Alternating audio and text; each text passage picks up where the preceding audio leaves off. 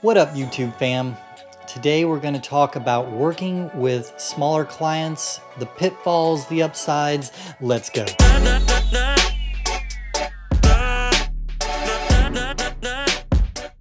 If you're new to design or even an experienced designer, chances are you are going to work with smaller clients from time to time, especially when you're starting out. Hopefully you can avoid some of the mistakes that I've made working with smaller clients. So the number one thing is thinking about the money. These smaller clients are going to be more demanding, and it's not their fault. This may be their only bit of money. When you're working with a Fortune 500 company and they've allocated a certain amount for the project, and they've got more money where that came from. They're not going to go under because your design project doesn't work out. But with a small client, if it's $5,000, that may be their only $5,000. So it's a really big deal to them. And their expectations are going to be much higher than someone else who potentially has more money to play with. And when I say expectations, I don't necessarily mean for the outcome of the project, but I mean your availability and what you're providing them as far as a level of service goes. Small business owners are used to wearing a lot of hats. They're used to doing a lot of things in the business. They're much more involved than someone who's at a higher level and understands delegating work and letting somebody just do their job.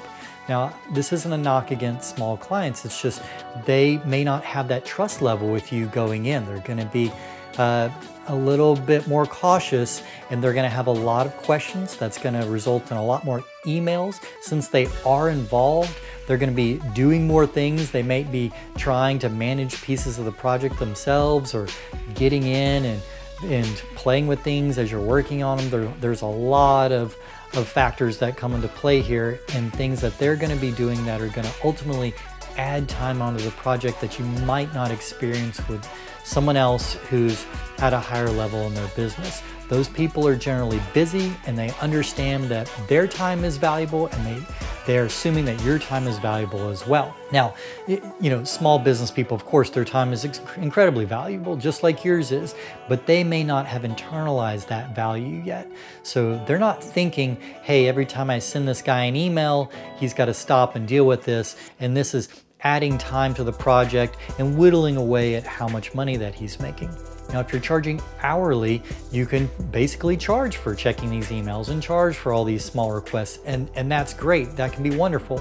However, you've got to manage expectations. You've got to invoice very regularly if you're charging hourly with a smaller client, because if they're expecting a $3,500 bill at the end of the month and instead you send them one for $10,000, there's going to be a problem. There's going to be some friction there that you're now going to have to deal with, and they may not even have the 10 grand to pay you, so you really don't want to find yourself in that situation. Another important factor is the actual design review process.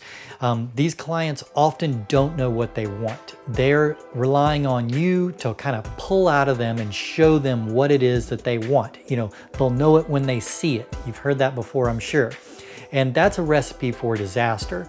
The hiring clients, they trust you. They trust your design aesthetic. They trust your judgment. They know where you've been. They've chosen you to do the job, and the trust level is much higher. They're going to let you run with it. The smaller client, they're very cautious, and they've got a picture in their head, and they're hoping you can pull it out of them.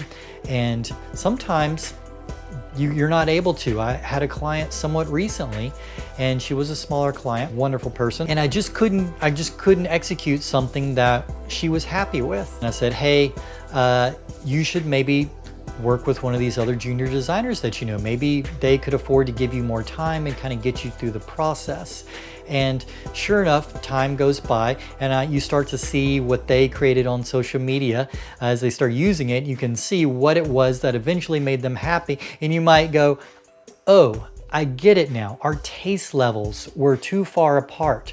What they think is good, I don't think is good. What I think is good, they don't think is good. So taste level can be a huge factor. And with this particular client, she appeared to have great taste and maybe does, just we didn't see eye to eye on it. Other times your client, you can take one look at them and see that they haven't bought a new pair of blue jeans since 1993, and maybe design isn't their first priority, and it's up to you to manage that trust level, inform them, keep the communication at a place where everybody's happy. Another thing to consider is how you communicate with these clients. Since the communication is going to be increased, you need to understand that they've got a higher level of emotional involvement in this project. This is near and dear to their heart than it would be with a corporation or even a startup. So with these clients, be prepared. If they get upset, if you upset them, and Lord knows I've upset some clients, you need to be prepared to deal with that fallout in a really peaceful way.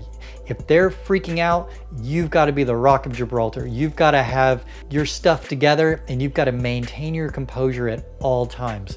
And I'll tell you, I had a client once, he asked me at the beginning of the project, he said, whatever you do, don't do this.